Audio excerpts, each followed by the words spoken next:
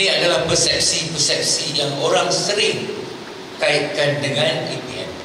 Kapal buruk, pusat membuli, rating dan sebagainya. Betul?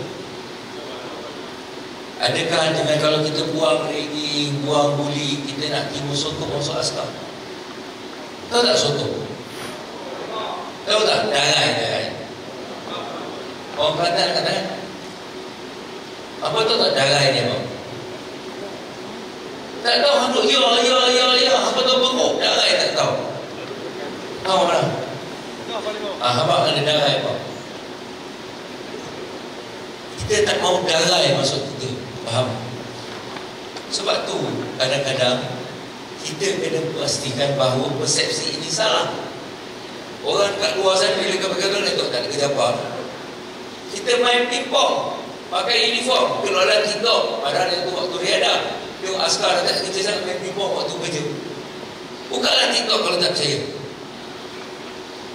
Setiap hari orang bercakap salah kita. Setiap hari orang cari ruang untuk kutuk siapa kita. Siapa yang patut mempertahankan? Saya tak nampak pun askar menjawab itu adalah salah. Tiba masa bersuara untuk buatkan lindungi organisasi ini.